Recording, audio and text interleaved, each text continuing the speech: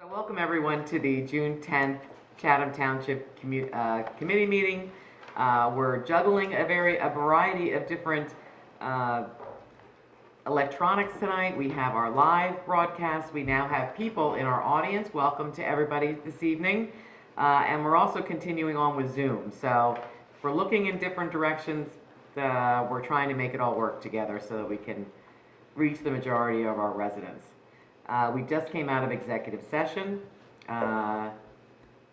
and we will move forward now with our regular agenda. And could I ask people to join us in the salute to the flag? I pledge allegiance to the flag of the United States of America and to the republic for which it stands, one nation, under God, indivisible, with liberty and justice for all.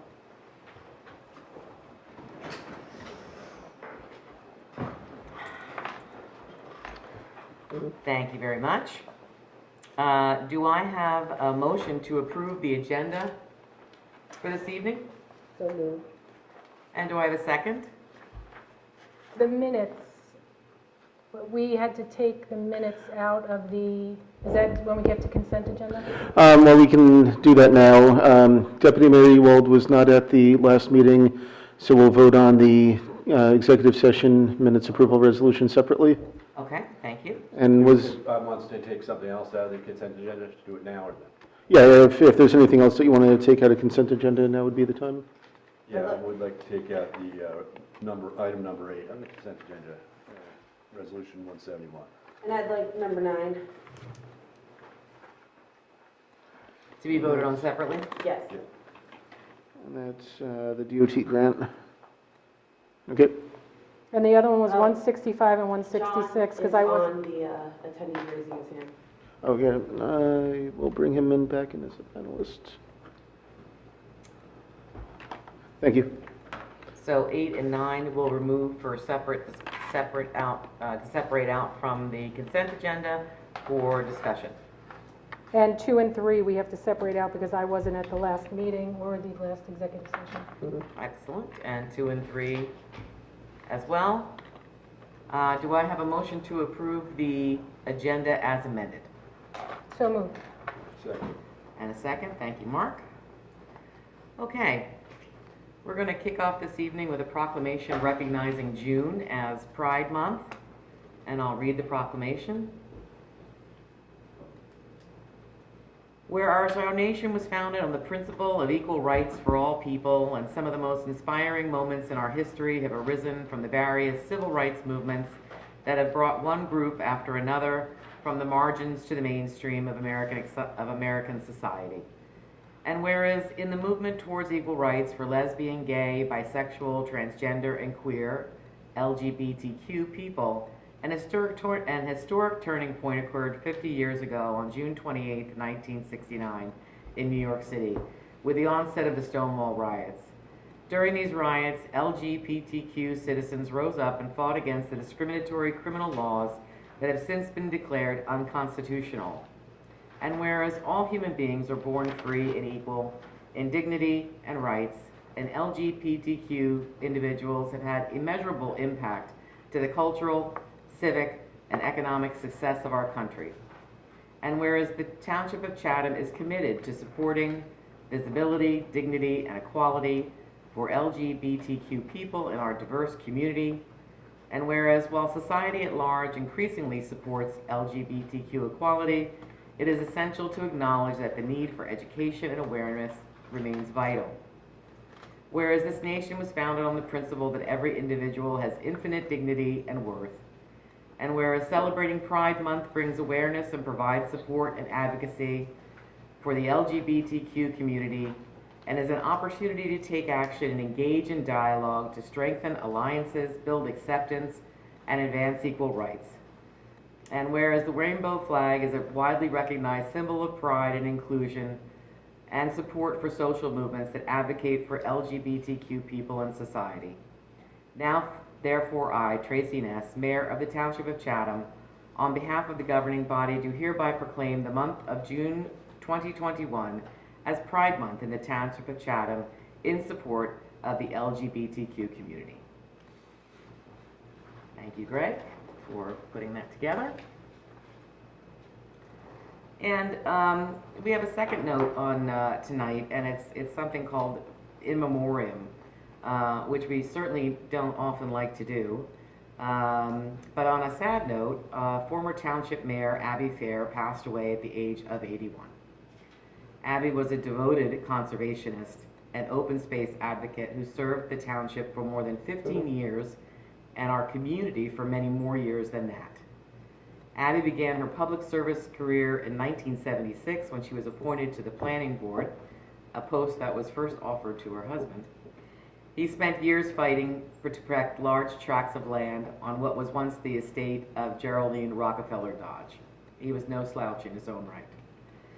One of the biggest achievements was founding the Great Swamp Watershed Association in 1981 as a political ally of the late Helen Fensky, a Chatham resident who led the fight to stop the Port Authority of New York and New Jersey from building a major airport on the land that we now know as the Great Swamp National Wildlife Refuge. She also served as the chairperson of the Great Swamp Watershed Association. Abby led a long and successful battle to gain federal recognition for the swamp and freshwater wetlands. She spent 16 years on the planning board and several years on the Environmental Commission. Abby also fought to make Shunpike a 2-lane road instead of the 4-lane thoroughfare that it was. Many people don't realize that that was a 4-lane road at one time. And Celeste, I knew you were very involved in that effort as well. In 1989, Abby was elected to the Chatham Township Committee and served for 5 terms, including as deputy mayor in 1977 and as mayor in 1998. I think that's a record that I'm not sure will be replicated anytime soon. Her final term ended in 2004, and she turned her attention to working with the environmental commissions around the state. Governor McGreevey nominated Abby to serve as a trustee of the Meadowlands Conservation Trust in 2004, and she served as a director of water resources education for ANJAC, which is the Association of New Jersey Environmental Commissions. She was also served as a trustee for the Morris County Trust for Historic Preservation and the Morris County Land Conservancy. Both she and her husband Gordon devoted their lives to making a better future for all of us, and we extend our sincere condolences to her family. And on a personal note, I intersected with Abby when I was writing for the Independent Press, so from 2000 to 2004, and from that time we continued to stay in contact. And she acted in kind of a mentor role, reaching out every once in a while, giving me some information, always was available as a resource if I needed to reach back for an article or get some greater information about all of our environmental stewardship that was going on. And certainly when I won election, she sent congratulatory notes, and then as becoming mayor as well. So it was lovely to keep in contact with Abby. And I extend my condolences to her family as well. I'd like to invite anybody from the committee who would also like to speak. Well, I guess I could speak, that I knew Abby for many, many years. And is this working? I knew her too, and she was also a mentor to me. She was the one that one time I heard her speak up, and I heard her say, gee, I sure wish we could change Shunpike Road to 2 lanes instead of 4. And I overheard this, and I thought, that's a pretty good idea. So I went out, and I went up and down Shunpike and gathered signatures and talked to all the residents on both sides of the road. And we all got together. I went to Abby with this petition, and I said, okay, so now what can we do about this? So she took the reins, and we all gathered together and had meetings and met with the freeholders. And it took a couple of years, but I think they set it up to be temporary and see how it worked. Well, it stayed 2 lanes ever after, and I think that happened sometime in the 80s. I really don't remember what year it was. But anyway, she was wonderful, thoughtful, and did a lot for our town and for many of us. She was a mentor and very nice lady. So that's my story. Thank you. Well, again, we extend our sincere condolences, and we appreciate all of the work that she's done. We're going to have public comment. We do have members here in the audience who have worked with Abby. She is a terrific representative of Chatham Township. Okay.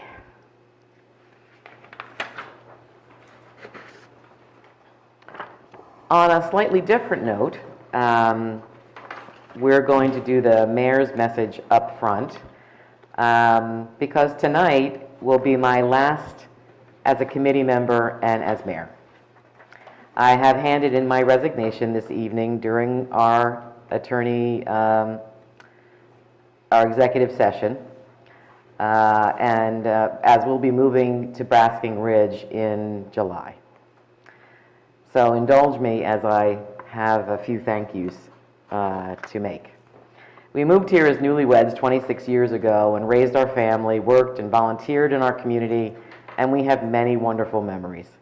Chief among them are all the people that I've worked with, from t-ball on the lawn at Corpus Christi, through the years of soccer and football and lacrosse, fundraising with the skate park and the Chatham Athletic Foundation, heading up the athletic boosters, and all of the volunteering in our schools. My favorite was probably the head show. Not so sure they still do that, but that was a great volunteer gig. Many years with the independent press in this building, and of course service as a community member, as a committee member for the township. Very happy years. I would like to thank everyone along the way for working to make our community better. Volunteers are really the backbone of our community, and many thanks goes to all of those who serve on our committees, our boards, and our commissions, and those that serve to protect us, including our police and the volunteers from the Chatham Township and Green Village Fire Departments and our Chatham Emergency Squad. You could not ask for a more dedicated group of people. Being a volunteer is a lot of work. You don't get much recognition, but you are oh so valuable to the fabric of our community. I appreciate all that you do. And I would also like to thank our township staff and our terrific DPW. For the same reason, it's a pleasure to have worked with all of you. I've worked with Greg for 15 years, and I'll miss your thoughtfulness and your sense of humor. We really got that whole marriage thing down pat. I got to conduct 2 marriages, and Greg, and I don't know, you and I might want to take that on the road. So roll parts. As a former mayor, you still have that authority. Then, I don't know, we may be booking our wedding calendar, so I'm available. I probably worked with John Rushke for the same amount of time, or maybe even longer.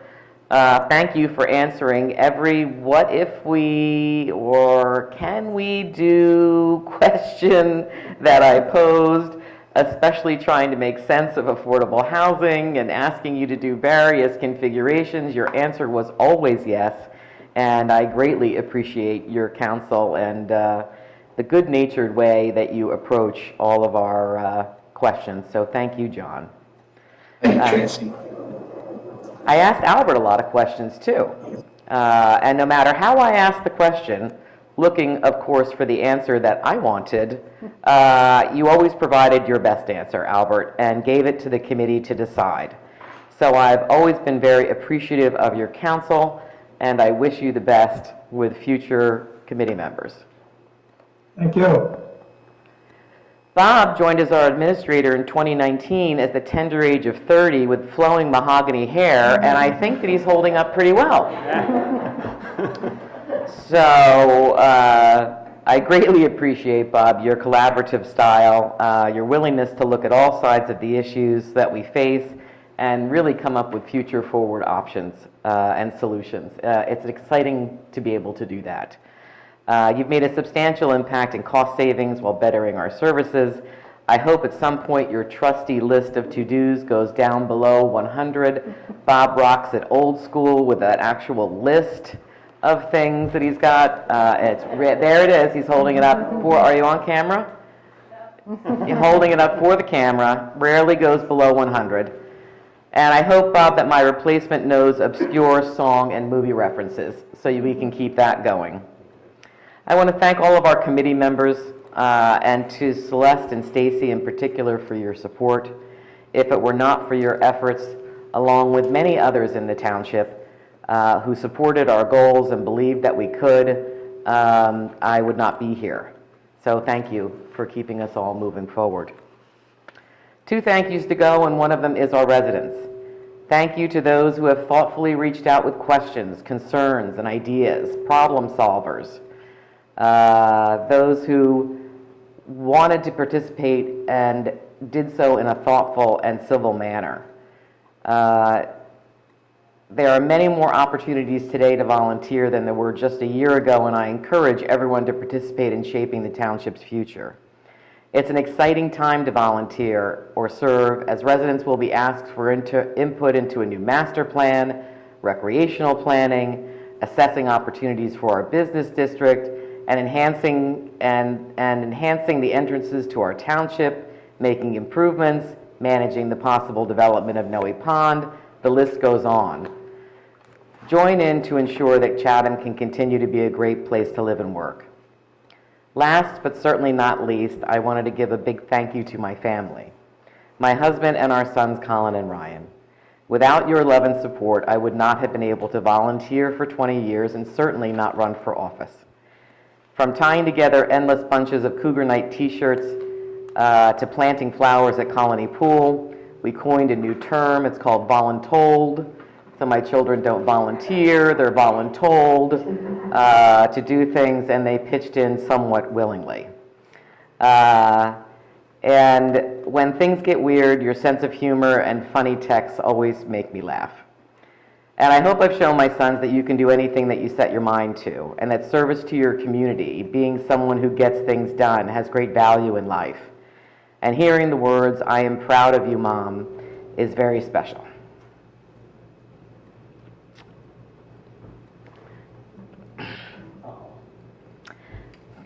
So thanks to everyone, past, present, and hopefully in the future, who has inspired me, supported me, worked side by side, shared our frustrations, had many laughs, and made Chatham Township a better place. And I hope you all keep doing that. So thank you for indulging me. And I'll miss everyone.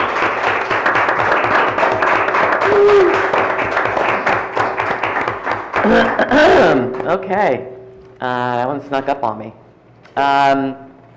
So now the question is, what happens next? Well, luckily we have a lot to draw from in the past, as this is not unusual. And I'm going to kick it over to Greg to explain the process. We did cover this in executive session. As I said, I tendered my letter of resignation. Greg did explain the process to committee members and gave them the opportunity to ask questions. And now we'll explain the process to the public.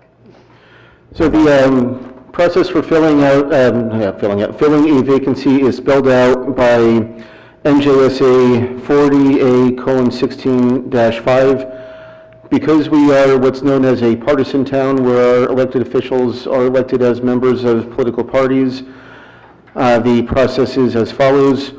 Within 15 days after the occurrence of a vacancy, the political party, which in this case will be the Chatham Township Democrats, shall present to the Township Committee the names of 3 nominees for the selection of a successor to fill the vacancy, which those names will be submitted to me as clerk, and then I'll forward them to the committee.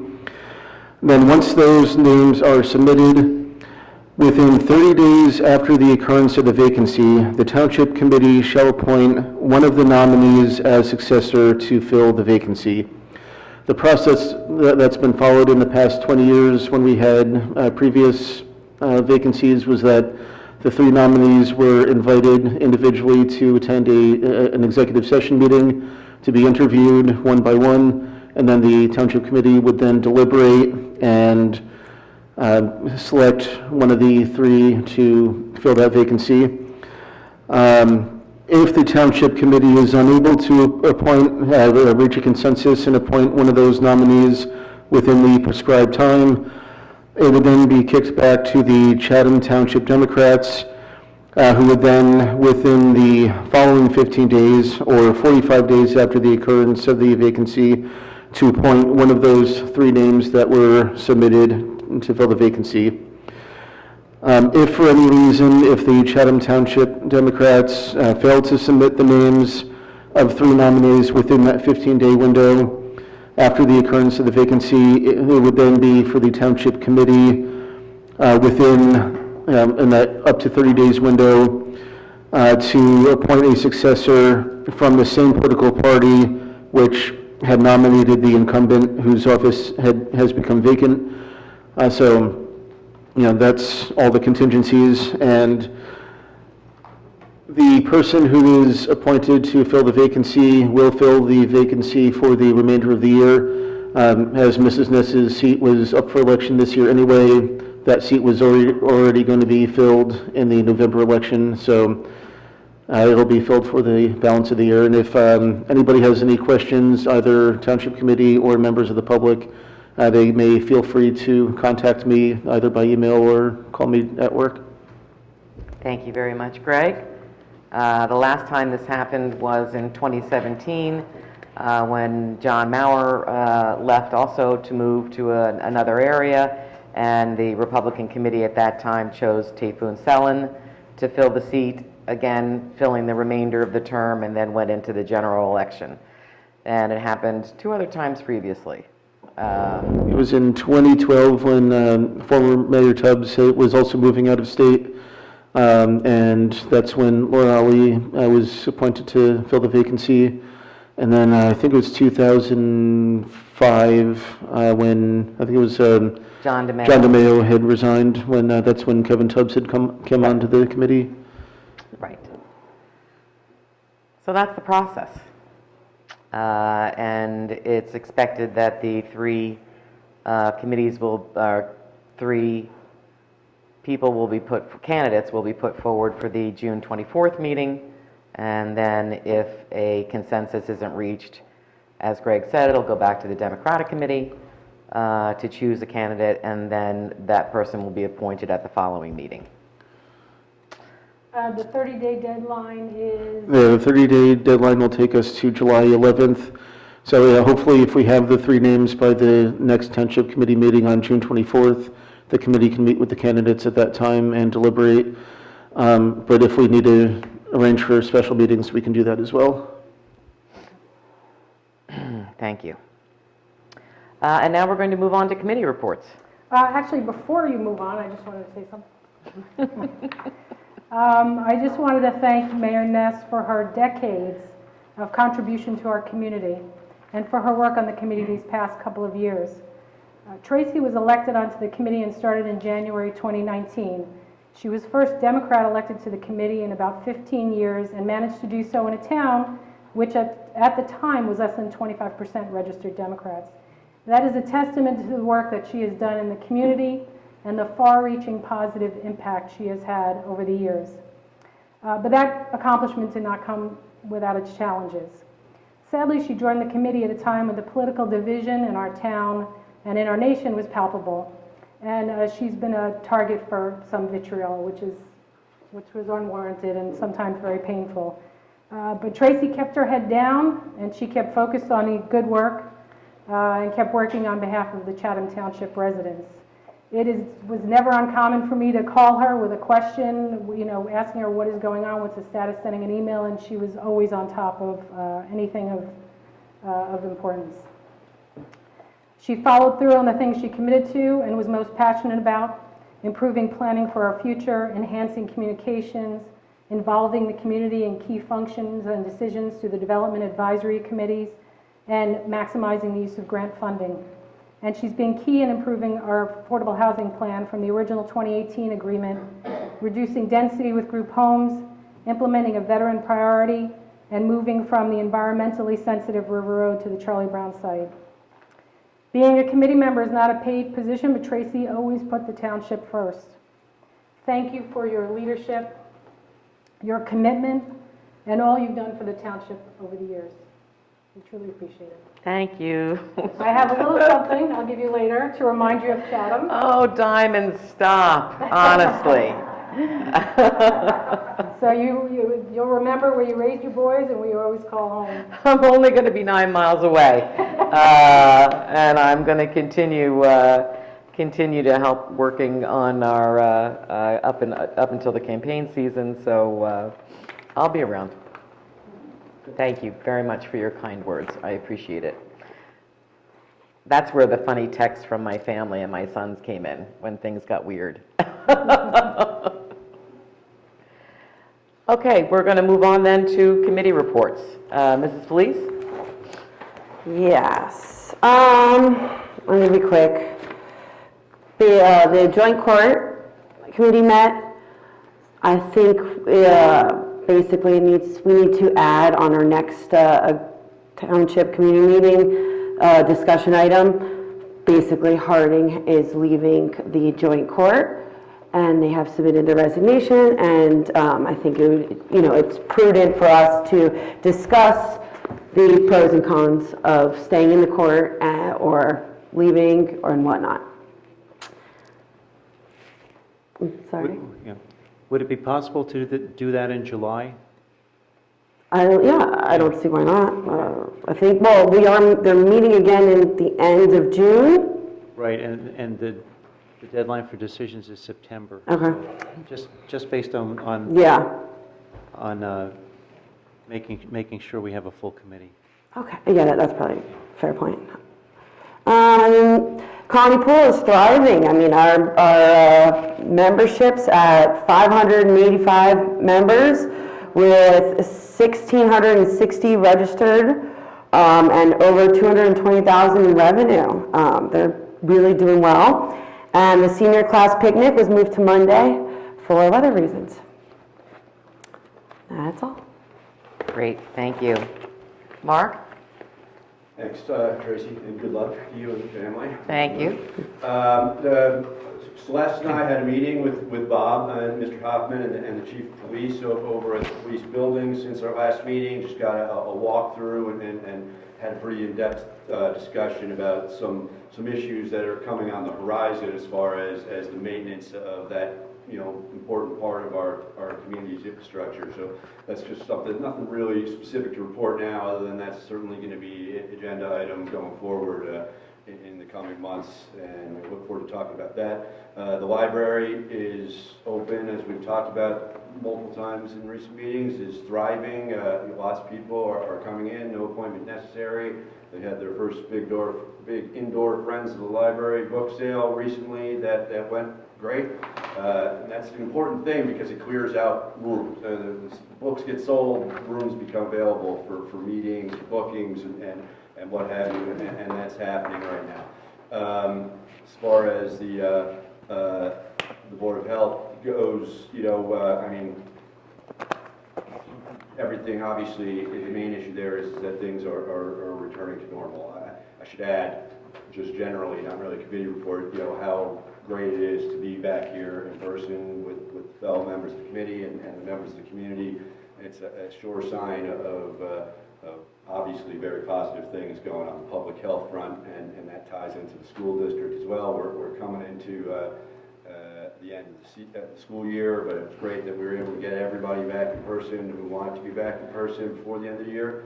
And that's pretty much it. I think I saw passing, because we're on our computer devices for the purposes of Zoom, that while this meeting is going on, I think I heard that the Cougar boys won the championship in lacrosse. So, Excellent. They're on to the Tournament of Champions. Horns honking and such later tonight. I think there's maybe a little impromptu parade, so look forward to that.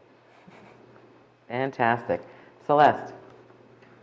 Yes, I have something to report on the Environmental Commission. Chatham Township's application to the Sustainable Jersey was submitted for review. Maureen Kelly worked endlessly in getting the points to earn us a bronze certification. Now, I'm going to read you a little bit about what the Sustainable New Jersey towns and what it does for our towns. Sustainable New Jersey towns and cities implement practices that lead to cost savings in energy, water, and garbage bills. The program helps communities improve efficiency, cut waste, and stimulate their local economies.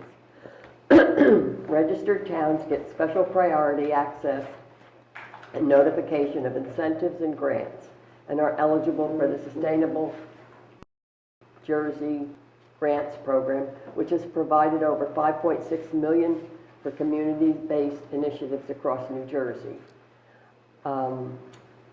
Let me see. The Sustainable Jersey actions cover a wide range of topic areas focusing on people, prosperity, and the planet. By becoming a Sustainable Jersey certified town, you align your municipality with your community's values while saving your resources. And thank you very much, Maureen, the Environmental Commission, and the Green Team. Now, one other thing that's happening at the Colony Pool is, I guess it also is in conjunction with this Historical Society, it's Bert Abbasi Appreciation Day. On Sunday, June 13th, meet the original Colony Boy, author and the first certified lifeguard of Colony Pool from 1944 in Chatham Township. This Sunday, oh, I already said that, at the Colony Pool. And hear the fascinating history of the Chatham Colony Association, its origins of the Colony Pool, presented by Pat Wells, president of the Chatham Township Historical Society.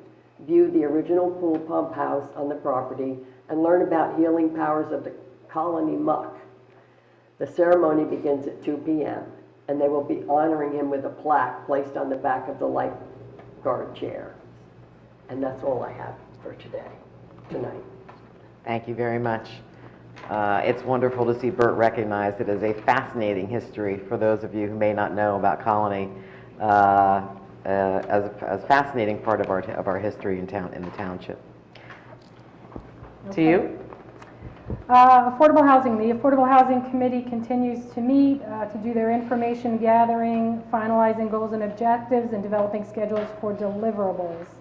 One of the priorities for the committee was transparency to the community. It was something everybody took as a lesson learned from the third round housing.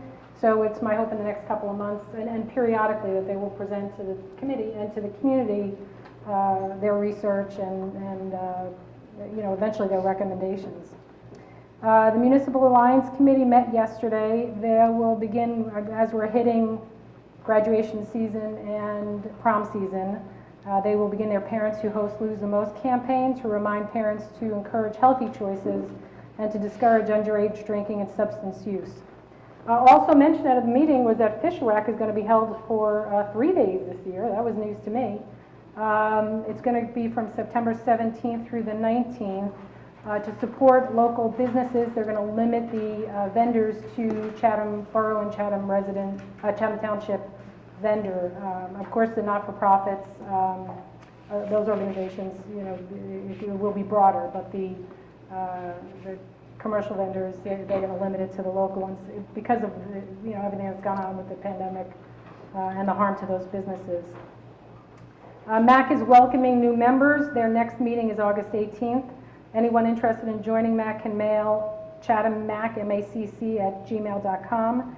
Their vision is to identify and reduce the stressors that lead to substance use disorders among our residents. They help residents of all ages.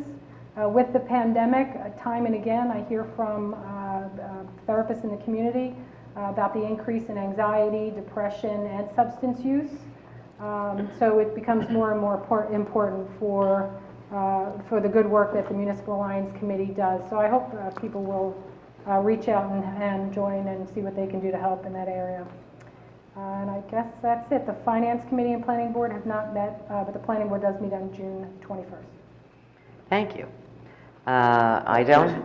Just, if I may, I forgot something you said reminded me that I neglected to mention. The Business Advisory Committee is working to continue to work on their on developing the Chatham Township Business Directory, and it's progressing. And my understanding is that you have authored a letter to businesses encouraging them to participate in that program, and they will be visiting various local businesses in the coming weeks to promote this project as well. So I was asked to mention that, and I forgot. Great. Thank you. I will also finish up with the committee meetings that I have had. The diversity committee met last night, planning an event for Fishwack. It's nice that you mentioned that. And a new project to provide a linkage to ESL members of our community to help them engage and stay informed. You can find out more on our Facebook page at Chatham Diversity, Equity, and Inclusion. The Senior Center had a wonderful garden tour. Unfortunately, I could not attend because Saturday is for real estate. But both Stacy and Celeste were there, and I hear it was absolutely wonderful. More than 140 people attended this year, which is more than in previous years, which is great because it's a great fundraiser for the center. As Ashley had stated, the joint municipal court met last night. Harding had stated that they're going to be withdrawing based on a dispute that they have, and we unanimously approved them leaving the joint court. It looks like they're going to be joining up with Long Hill, but we're not exactly sure. The committee will be looking for new members or a new member to replace Harding in the future. The joint court contract is up for renewal, and those discussions will start in July. It has been an extremely successful venture and a model for the state in the way that we've joined. Well, it was 5 towns, it'll be 4 towns, hoping to go back to 5 towns, and operated in such a cost-efficient manner. So looking forward to possibly having a new member join in to help offset the costs of the court. On the subject of Rolling Knolls, we did meet with representatives of the Mealy Trust and their attorneys, along with the Great Swamp Watershed Association and Mike Horn from the Wildlife Refuge. It was a kind of a let's get everybody in the room meeting to begin the discussion of a potential entity that will hold the land, what's entailed, some of the hurdles to doing this, such as outstanding future litigation.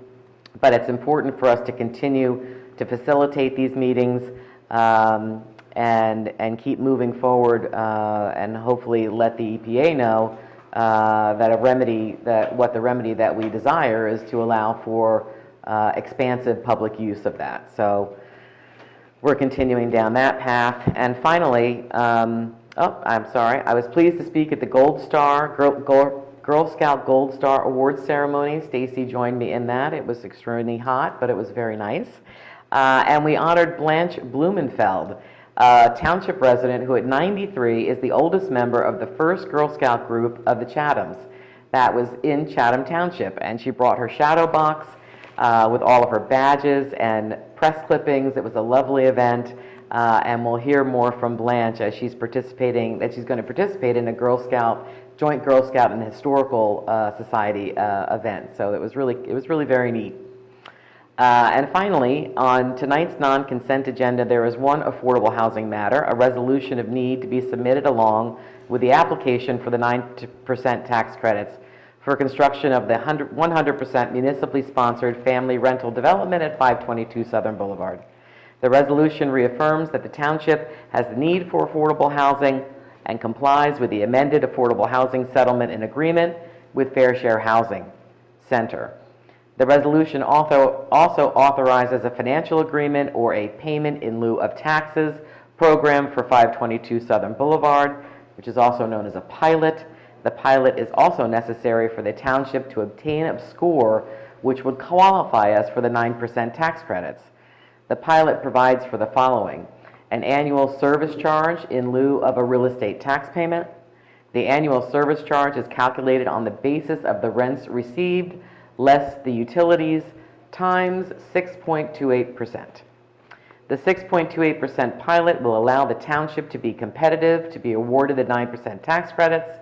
If the percentage is higher, the township will not achieve a perfect score for the 9% tax credits and will not be competitive. If the township fails to obtain these tax credits, then the township would have to apply for 4% tax credits at a considerable increased cost to the township for the construction of 522 Southern. The annual service charge is paid quarterly on the same schedule as real estate taxes and is subject to an annual audit to confirm the income and expenses of the development. Once the annual audit is performed, there is a, quote, true up, unquote, of any underpayments or overpayments that can be adjusted. At the end of last year, when the Township Committee authorized the development agreement with Walters Cornerstone Development LLC, the resolution of need and the pilot were attached as forms to that agreement and informally authorized. This is the formal authorization of the resolution of need and pilot. So you can tell that Albert wrote that and I did not write that. Greg, do you have any reports? Yes, I do. First off, I would like to offer thanks to Committeewoman Felice, who offered use of an area microphone, which is hopefully making it a lot easier for the people watching on Zoom to be able to hear both myself and Administrator Hoffman. So yeah, thank you for letting that. I picked it up this morning, we ran tests, and things seem to be working. And my other report is that this past Tuesday we had the primary election, and elections are typically 17-hour workdays for me, a nightmare of a day, and it's not just the election day itself, it's about a week or two before and then a few days after, and election days are those days where I have to, in advance, try to anticipate anything that could possibly go wrong, and there's always another curveball to be thrown. But I wanted to take a moment to thank all those people that help make election days function, because there's a lot of behind-the-scenes work that the public doesn't get to see. The public does get to see the poll workers, but it's, I don't think they get nearly enough thanks for what they do. It's a long day for them as well. They're there at 5 a.m. and they get to leave around 8:30 at night. So it's an incredibly long day for them. I also wanted to thank our polling places. We were lucky this year to be able to go back to some semblance of normalcy. So I wanted to thank Corpus Christi Church, Long Hill Chapel, Briarwood Coach Light Clubhouse, the Chatham Township Fire Department for use of River Road Firehouse, and the Green Village Fire Department. In particular, with those two fire departments, I wanted to thank Mr. Richard Gentles of the Chatham Township Fire Department. He was my point of contact. The poll workers were very appreciative that the air conditioning was working. And with the Green Village Fire Department, I wanted to thank Joe Sedano, who heads up their elections committee. He's one of my primary contacts there. And I also wanted to give special thanks to Green Village Chief Mike Zellis. With the weather that we had Tuesday afternoon, I got a panicked call at around 6 p.m. just as I was about to eat dinner from the County Superintendent of Elections letting me know that power was out at Long Hill Chapel. So I had to make a series of flustered phone calls to JCP&L, the poll workers in the county, and eventually to Chief Zellis to see if they possibly had backup generators, which luckily they were not needed. Power came back on just before the generators were about to be brought over, but I wanted to thank Chief for his willingness and ability to get that together if needed. And also, you don't think of this group when you think of elections, but I wanted to thank our Public Works Department, because we have a whole lot of election supplies down in the dungeons downstairs, the storage room, that the day before elections, Public Works helps me out a lot by helping get that stuff delivered to all the polling places. So I think I see our Public Works Director on our attendee list. So Rich, if you can hear me, thank you for everything you guys do. And that's it for me. And thank you, Greg, for all the work that you do in putting together our elections process and really have them coming off seamlessly. So thank you for all that you do. John, do you have any reports? Yeah, I'll just report on the paving. We did complete the first phase of paving this year. It went very well. It does seem to work like clockwork when we have the support of the police and the support of the DPW, and things went well. I don't want to jinx it, but we really didn't get any complaints. I think we had the A-team on the contractor side came in because there weren't any mailboxes hit or curbs or things, so it went extremely well.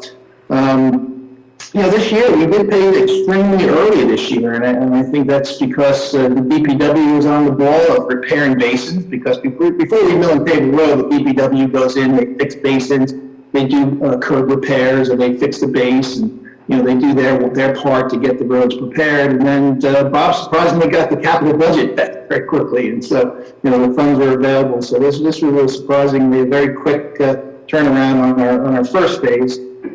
We still have Noe Avenue to pave. We did get approval from the DOT on the grant paperwork that we submitted, the design drawings and such. And then we did submit to them the resolutions that the council passed regarding retaining the Morris County co-op contractors. And so we are in the process of getting the first phase of that work done, which is updating the crosswalks with appropriate ADA ramps. And so that would be the first. So that should happen, and hopefully within the next 2 weeks we get that going, and get Noe wrapped up, hopefully early July. So that's all I have. Terrific. Thank you very much, John. Albert, do you have any reports for us? Mayor, I'd like to thank you for your kind words and wish you and your family well in the coming years. But I have no report. You gave it very eloquently before. Thank you. Thank you very much. And Bob? Thank you, Madam Mayor. What I'd like to do is just to tag on to what John Rushke has said. I want to thank the Township Committee because we were able to pave this year earlier because we had our budget adopted. So we had funds in place, and we were able to be one of the first towns to jump in on the Morris County Road Paving Cooperative this year. In previous years, we had to wait until August before we could start to get onto the paving list, and that meant we were paving in October. So thank you for helping to make sure the budget was adopted early so that we could do this. And this is just the first phase of having 7.15 miles of road paved in the township this year. I'd also like to say welcome back to the Township Committee as well as to our citizens that are in the audience. This is the first time in 14 months that the Township Committee is in the same place, gathering together as one body. And it's nice to see, and hopefully we have all taken enough precautions so that we can continue to meet together in person and to be deliberative, and also to welcome residents into the audience. So thank you for coming, thank you for being careful. We have our chairs tagged so that people can be socially distanced at a minimum of 3 feet, so that we're paying attention to some of the remaining executive orders and making sure that all is as in order as it can be. Wanted to also let the Township Committee know that tomorrow we will be accepting a donation of 300 gallons of hand sanitizer. Wow. From yes, so we're going to have a big hands contest, and we're going to need that. But we're getting this donation from Preferred Plastics and Packaging. They're a New Jersey-based company that shifted to making hand sanitizers, PPEs, and other needed supplies during the pandemic. And the township was one of the first entities to enter into an agreement with them, and other municipalities followed. And they contacted us and they asked if they could make a one-time donation to the township. So we're sending over a truck tomorrow. We gratefully will accept the hand sanitizer because it doesn't go bad, and we need it at Colony Pool, we need it at other places. And we will look to share it with the fire department, the emergency squad, things of that nature. So I just wanted to let the Township Committee know about that. Then in April, we completed an inflow and infiltration study of our sanitary sewer system. So the 166-page report has lots of nice charts in it and some good data. It also points out that there are 6 areas in the town that we need to do a second look at, because that appears to be areas where we're having stormwater get into the sanitary sewer system. And so that's something that will be coming up. The Township Committee has had discussions about the need to look at our sanitary sewer system, make improvements, and the Township Committee has allocated a certain amount of funds for that this year. So why am I bringing that up now? I'm bringing that up because we talked about the storm that happened on Tuesday, June 8th. So we had a severe storm that came. We had 1.78 inches of rain, and the majority of that rain came in the afternoon. And when we took a look at the flow at our main sewer station increased by 200,000 gallons in the afternoon. So we're supposed to have a closed system. So that means that we had 200,000 gallons of rainwater or stormwater that came into the system. So with our hard data here, as well as the graphs that came from our water treatment plant, we know that we have a problem, and we'll be able to identify it, and we will be able to use our funds judiciously to make sure that we address the worst areas and then start to whittle away. I was just looking for that neat graph that we had that I can show, and I'll send this to the Township Committee, but this shows the spike that we had at 3 o'clock in the afternoon. So it's sort of like being a baseball team with the data analytics now. So we're focusing in on where we need to make improvements and make sure that we're safe for our residents. And then, Mayor, I'd like to conclude by saying I want to wish you continued health and happiness and success as you embark on the next chapter of your life. And I want to wish the same for your family. I want to thank you for your service as a Township Committee member in 2019, as the Deputy Mayor in 2020, and for your service this year as the Mayor. It's much appreciated by myself as well as our staff. And I'd just like to leave with this saying, may joy and peace surround you. May contentment latch your door. May happiness be with you now and bless you evermore. So thank you. Thank you very much, Bob. I greatly appreciate it. Okay. And with that, we will we'll close the report section and we'll move on to what everyone here has been waiting for, which is the hearing of the citizens. So, I'll read a brief statement.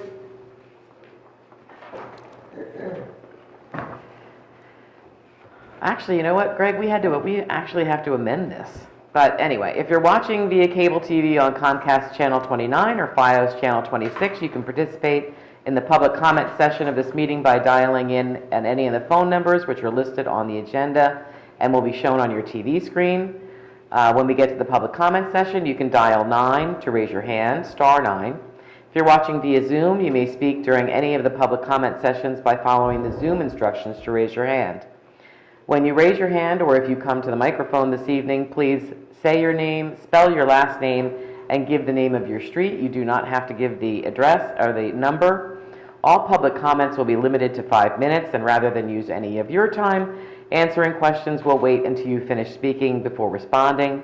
We have 2 public comment sessions on tonight's agenda. Each member of the public will be limited to 1 comment of up to 5 minutes during each of the public comment periods. Written comments submitted to the Township Clerk before 3 p.m. today will be read during the public comment session. Greg, do we have any? We do not have any written comments, and for what it may be worth with suggestions, I would suggest that we take any comments from people that are here in the room before we do any Zoom comments. Terrific.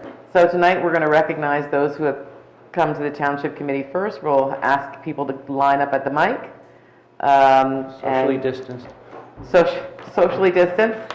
And gosh, this feels weird after so long. So welcome back.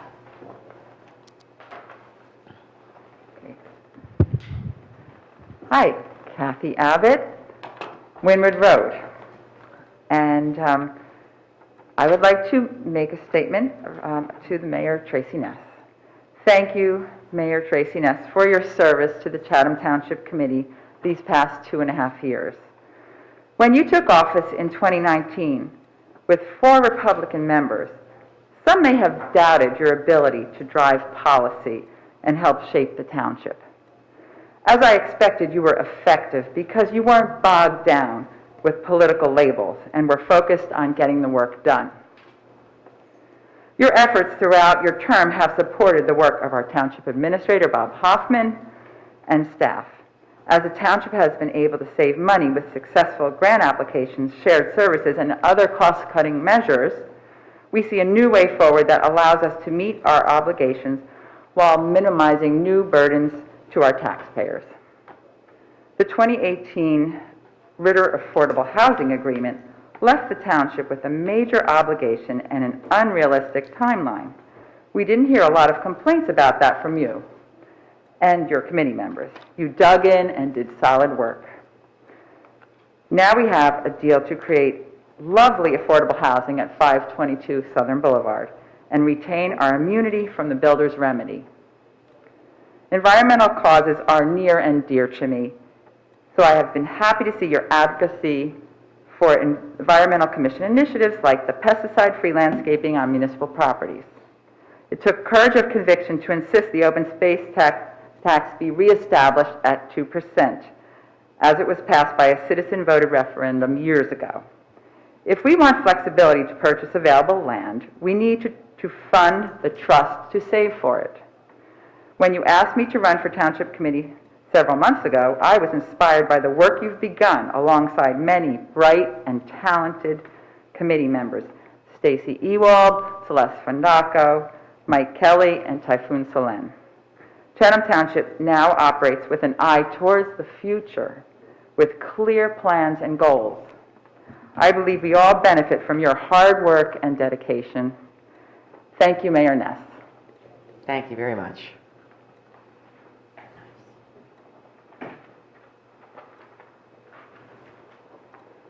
Good evening. Susan Hoag, HOAG, Canterbury Road in the township. Well, Mayor, this has been a surprise. I wasn't expecting this. For so many years, we've worked together in so many different capacities. And I thank you for all that you have given to this community. So, moving on, I also want to thank you for recognizing Abby Fair. I was privileged and honored to know her for many years, to have served on that dais with her for 6 years of that time, to have been on the Open Space Committee that she was critical in getting started.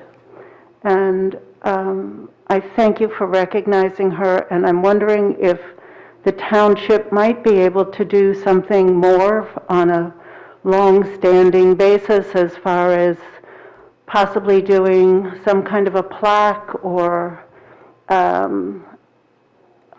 don't know, a park bench or something, whether it be in the township, in her beloved Green Village area, whatever. I leave that to the committee, but I certainly think she deserves recognition for all that she spent her adult life doing for this community and for the state, for that matter.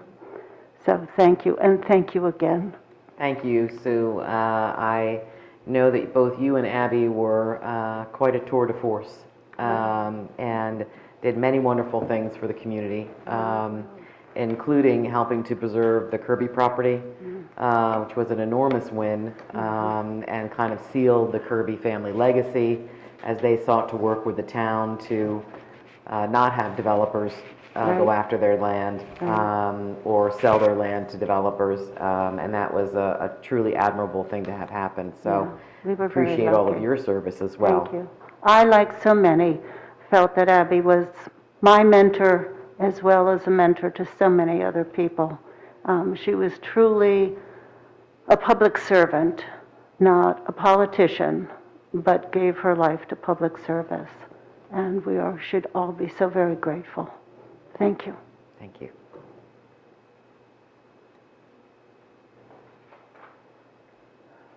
Hi, Judy Carlson, Carlsson, 37-year resident of Chatham, but I'm in Morris Township now.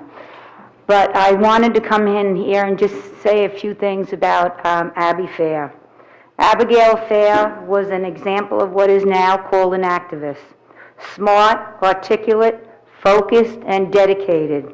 A formidable advocate serving the environmental interests of Green Village and Chatham Township for almost 40 years. And as Sue said, she did a lot for the state of New Jersey. When my family moved to Chatham, seeing and hearing her speak at town meetings inspired me to become involved in the town, leading up to positions on the Environmental Commission and the Planning Board. One of the first things I did the first time I met Abby, I was talking to her about a turning light at Hickory Tree. And that was, I don't know how many years ago. Finally, but anyway. So, and she also introduced me to the legendary Helen Fensky, a giant in such causes. I admired Abby greatly and am proud to say that she was a friend. I will remember and miss her always. I also agree with Sue that the township should seriously consider doing something in her memory, be it a plaque or a nice park bench. That, at a minimum, would be appropriate for someone who has done so much for so many. I mean, she really was an inspiration to everybody, and she was very kind. So, thank you. Thank you, Judy. Oh, good luck to you, Tracy. Thank you, Judy.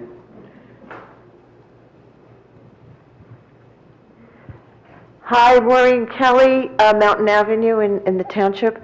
I heard my name already being mentioned by Celeste, so I'm going to own up to the fact that I was the person submitting the township's application to Sustainable Jersey.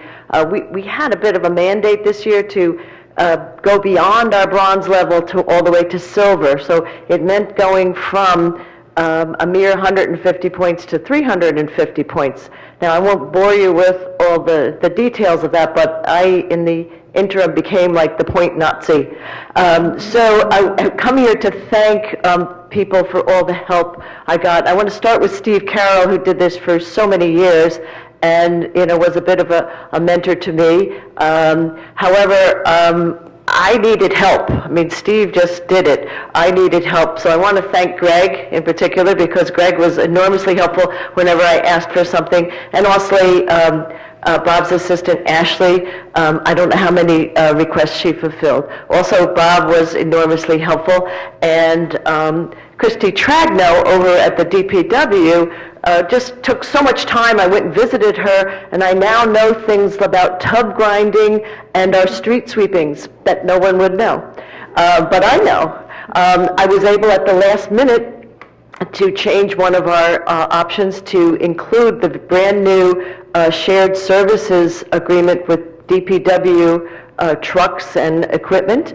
The Sustainable Jersey people are going to love that. However, with the inflow and infiltration, they didn't understand that. They don't know where to put it, and they told me that they would have to review that and figure out how we can get points for that, and I'll probably have to revise some things in July when they come back to me. I also want to publicly thank Margie Lowe in the borough, who really, on her own time, just made it her mission that the township could advance to the silver level. So I'm hoping that we have good news. Come July, I'll be doing some revisions and updates, but it was quite the learning process, and I want to thank everybody for all the help I got. Thank you. Thank you, Maureen. That is a huge effort. Lots of small projects add up to many different points, and we'll cheer you on your way and hope that in July we get our silver certification. So thank you, and to the staff for all of their hard work and participating in our efforts with Sustainable Jersey. And Maureen, since I'm sure you'll be asking me for it, I'll send you that pesticide ordinance tomorrow. Thank you, Rick. Dan Miller, Green Village, statement, and I also have a question at the end. Tracy, thank you for your service, and I wish you well. You, as Abby, we were very good friends sometimes, and very good foes sometimes, and that's, that's how things go, and that's how things get done also. Abigail, lived next door to me, of course, and, she raised her family in what was my great-grandfather's house. So we knew each other very, very well, and we worked on some things together sometimes, and other times we said, no, you're wrong, you're wrong, you're wrong. Which leads me to one question, which is something that Abigail and I definitely agreed on, and that is air traffic noise, and pollution. I don't know if anyone here, if we any longer have a liaison to the Morristown Airport. I know that we used to, and so I was wondering if we could possibly revamp that a little bit, see what's going on over there. Although it was an honor to have Air Force One come over for 4 years, it's not an honor 24/7 to have many of these larger jets now. Morristown Airport's quite large, and I'm sure that all of us see the private jets going over and flying quite low, right over Chatham Township. We complain about this noise, that noise, and the other noise. They make a heck of a lot of noise. So if someone could get back to me on that, I would appreciate it, because I would like to know what the committee would do on that. Also, it was nice to see some of you at the Memorial Day service in our beloved Green Village. And the other thing that I did want to bring up is Committeewoman Ewald mentioned, about substance abuse, near and dear to my heart. I've dedicated over 30 years of my life to it. And, if there's any opportunity to serve this community intimately, please contact me. I would have quite a bit of insight. Thank you. Thank you, Dan. Hi, I'm Christina Mott, M-O-T-T, Nicholson Drive in Chatham Township. First, I just wanted to voice my support for the pesticide ordinance and the needs resolution. But mostly, I wanted to get up and say thank you to Mayor Tracy Ness for your dedicated service to Chatham Township. When you took office in 2019, you walked in with a wealth of knowledge about our community and our government. You kept your promise to keep your skills as a community volunteer into the office to help bring people together with compromise and to expand access to citizens with new advisory committees. We've seen how you've supported the efforts of Bob Hoffman and other staff to get grants to lessen expenses for taxpayers. Tonight there will be a vote on pesticide-free landscaping that you have supported from its earliest beginnings with Kara Fieser and the Environmental Commission. I've never understood how politicians claim to support municipal workers like the admin staff here, the DPW, and police without ensuring their facilities are maintained to a good standard. I appreciate that you've tried to tackle the issues in the municipal buildings, as well as less glamorous but equally important infrastructure concerns like the aging stormwater and sanitary sewer systems. I know that you haven't done these things alone and that you would be the first person to name all the people that have put their time and effort into our municipal government, and I thank them too, sincerely. But I think that having an inclusive and productive member on the committee as a deputy mayor and a mayor has helped breathe collaborative energy into Chatham Township, and I thank you for that. Thank you very much.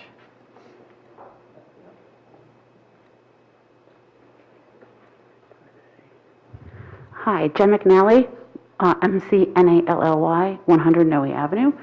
And two things here, but now I've got a third thing. So I wanted to come and say it was about Abby Fair, and while I didn't know her personally, there's so many of you who have shared so many amazing things over the past few years, as I'm more recent to Chatham Township than other folks, about her energy and her passion and her dedication to Chatham Township and the issues that she supported and how she helped to really change things and to make it not be the airport here and the Great Swamp and all these other amazing green spaces. So I thank all of you for getting up and speaking about her tonight, and it was always amazing to hear feedback from her over the last probably year or two about people who had input from her. So it was always nice that she kept in touch and she kept on top of the topics that were going on here in the township.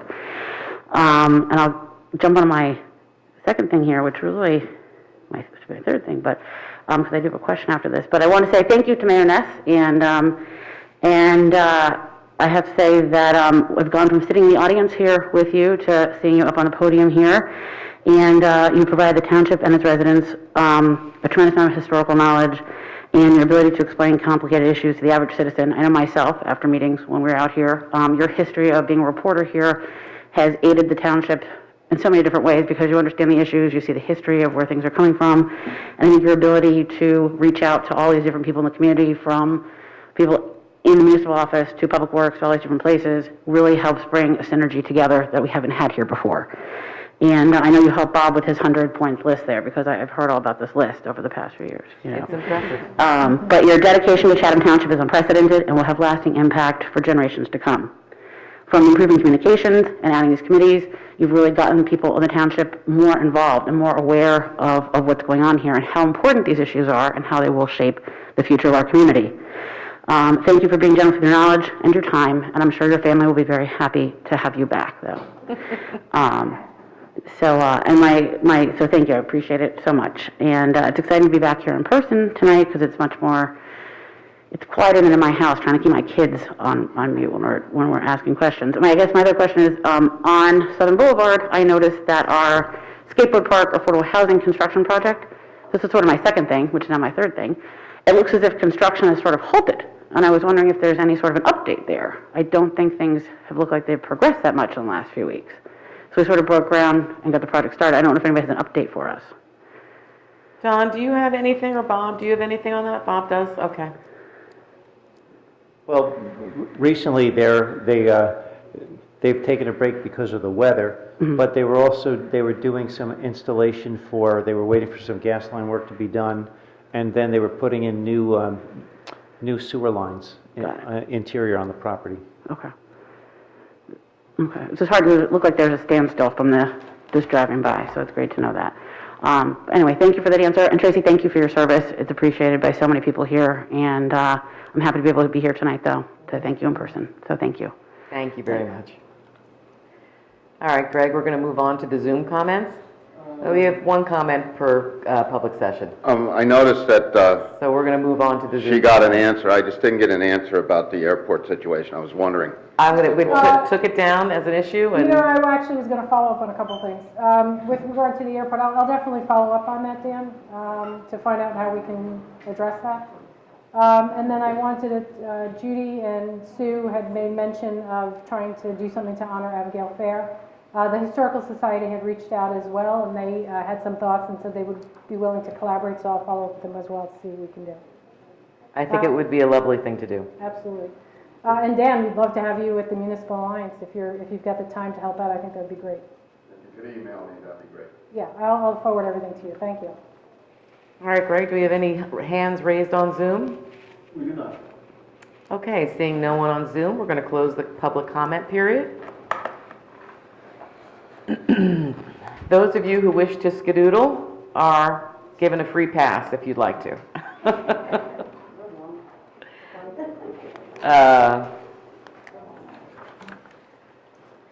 Okay, we have the public hearing and final adoption of ordinance 2115, which is the pesticide ordinance.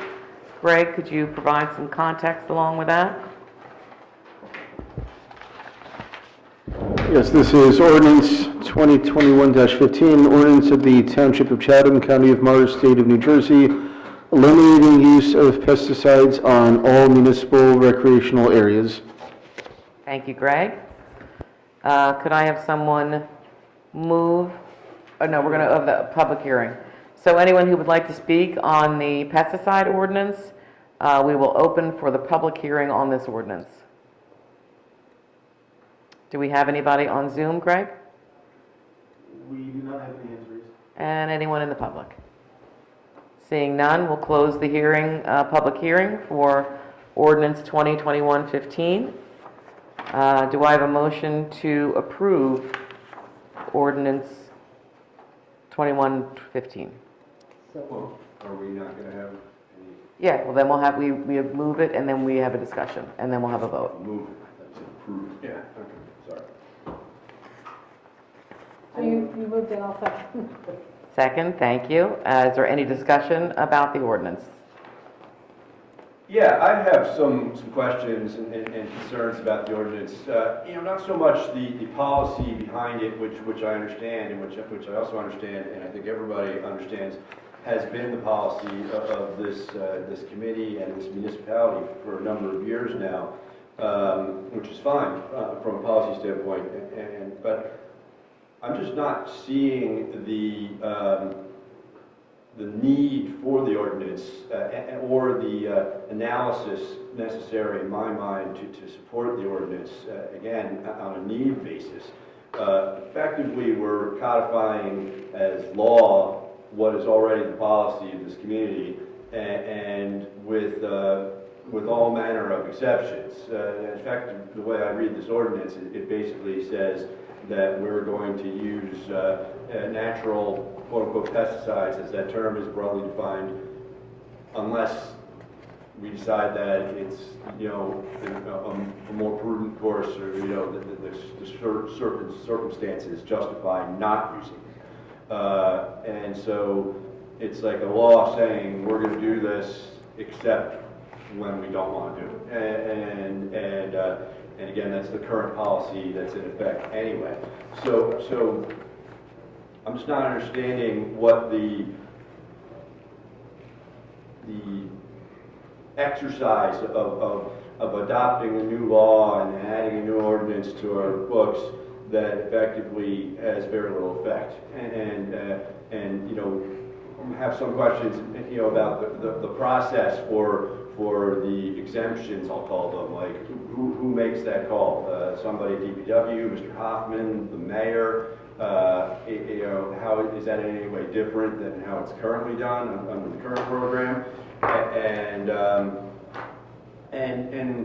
And also the cost. The other, we've had this program for a number of years, but there's been a lot of talk tonight specifically about data analytics, I think was the term Bob used, and what have you. And so in the context of that, and the fact that we're already using natural products on all township property, you know, why we need to rush forward with making a new law and putting a new law on the books without any analysis of what has happened in the years since we started the program. For example, it's my understanding that in 2018, up through 2018 and beforehand, we used True Green, I think, as a contractor to provide this service on township property, and subsequent to that, we've been using a company called Lincoln Landscaping.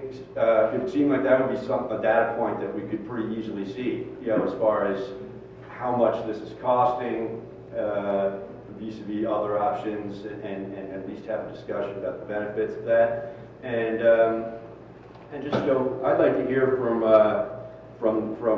Rich Young about this too. I would think that this type of ordinance that's sort of just appeared, and again, I hate to beat the dead horse, but it's what we're doing already anyway. And I would think that this process would have included some sort of report from the DPW about what is currently being done, what will be changed by this ordinance, and as I mentioned, the cost-benefit analysis of it. Yeah, I don't think you were on the committee at the time, Mark, but we did do a cost-benefit analysis. Bob, myself, and Rich walked the fields in, was that 2019?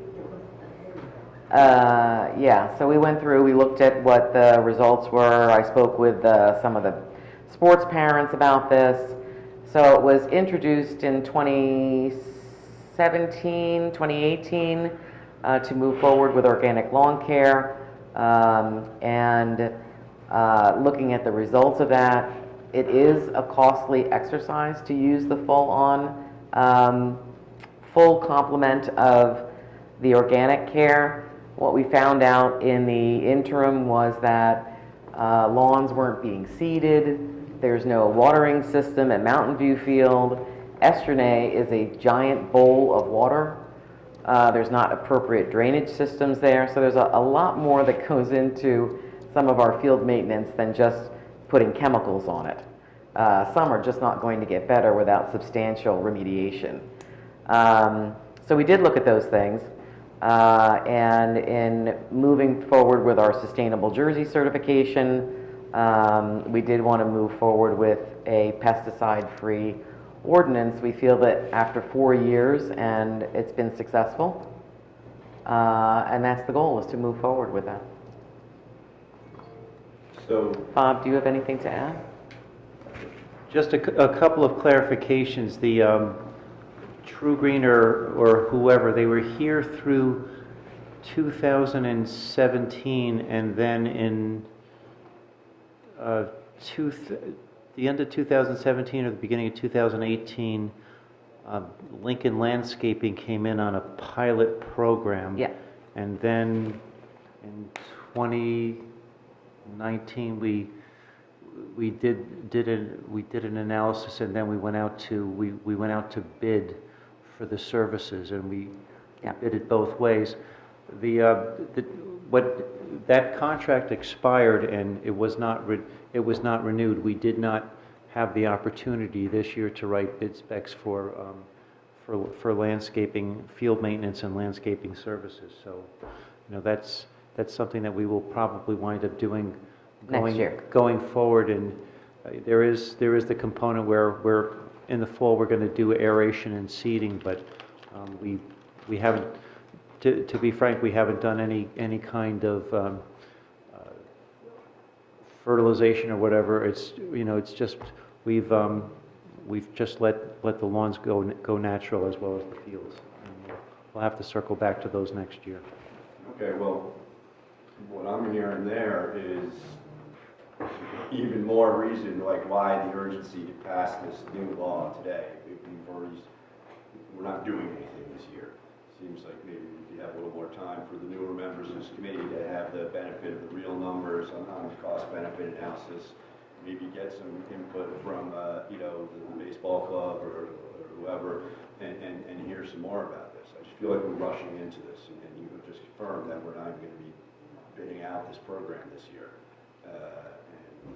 It just seems unjustified. But and what the mayor just said is, we've been doing this for a number of years, it's been successful, so we're going to pass an ordinance, and I'm just not following that logic. It's been successful and we're doing it. What do we need the ordinance for? Well, it also helps us with our sustainable New Jersey status, and we can get grants with that. And it'll give us the opportunity to get grants. Just for As adopting? having an ordinance. Would we be totally foreclosed from those grants? Again, I haven't seen this analysis, so Well, I I don't would even know like why it to would be a problem see this. making an ordinance. Okay. Do we have any other discussion on it? My only thing is just emergency. I know it's not really defined, and I know I mentioned this last time, but that's my only thing that I wish we could have added. Okay, this includes termites or poison ivy or things like that. I just to make sure that, or at least who has the ability to determine the emergency. I just want to make sure that there is some sort of person, whether it's our administrator, whether it's our mayor, whether it's just who has that ability to make the decision. That's the only issue that I see as a little problematic. Other than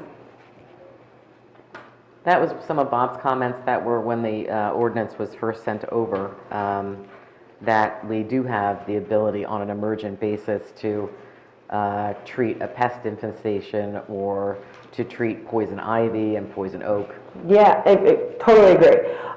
Just wondering, who makes that decision? That would Who be makes Bob. that ultimate call? Ultimately. Ultimately, you? Yeah. So, okay, I just wanted on record that that's how it's going to be operated, because it doesn't list that in here. And that's how it is currently operated as well. Okay, any other comments? Okay, we have a second, so we have a vote. Mrs. Felice? Yes. Mr. Hamilton? No. Mrs. Fandacco? Yes. Deputy Mayor Ewald? Yes. And Mayor Ness. Yes. Motion passes. Thank you. And now, we did have some items changed on our consent agenda. Well, and also, I'd like to thank our Environmental Commission. I'd like to thank in particular Kara Fieser for doing this pilot program and for seeing it through over these last 4 years. Thank you very much for all of your hard work. Consent agenda. We are pulling resolution number 2021-165 and 166. As Deputy Mayor Ewald was not present at that meeting, we'll have to vote on those separately. And then we are also pulling the Resolution 2021-171, amending our annual meeting notice. And we are pulling 2021-172, the NJDOT grant for road resurfacing. Yes, and those will all be separate votes. So then, Greg, I'm going to ask you from memory to now recite those things that we are going to vote on for the consent agenda, since we've already done the amended approval. I memorize a lot of things, but this I didn't bother. Oh, come on, indulge me, it's my last meeting. Yeah, we have Resolution 2021-164, payment of bills, 2021-167, authorizing purchase of security cameras, 2021-168, authorizing animal control contract, 2021-169, authorizing WPC purchases from regional contract, 2021-170, releasing escrow balances, 2021-173, Municipal Alliance supplemental grant application, and 2021-174, renewal of inactive liquor license. Thank you very much. Do I have a motion to approve the consent agenda as amended? So, second. Second, is there any discussion? Second.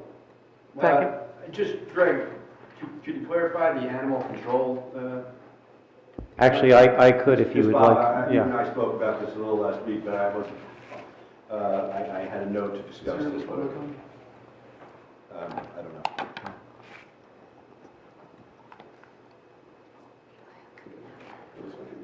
Okay, thanks. Yeah, just Bob, can you maybe walk us through that? Sure, What if... got decided there? Yeah.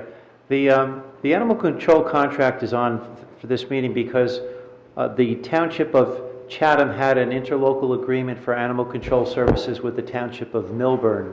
The Township of Milburn is getting out of the animal control business, so they sent a letter to us dated, I believe it was April 15th, giving us 60 days notice that they were terminating animal control services for ourselves and for some of the other municipalities that they serve. So the township immediately, the Township of Chatham that is, we immediately sought other options. So we spoke with some of our sister communities that were doing it internally. They were not able to help. We solicited proposals from St. Hubert's and from other services. The best overall value is animal control services, which is on the agenda for approval tonight. It's for a contract for the remainder of the year for animal control services, and then it will be evaluated and at the end of the year, and probably there will be a recommendation to renew it for calendar year 2022.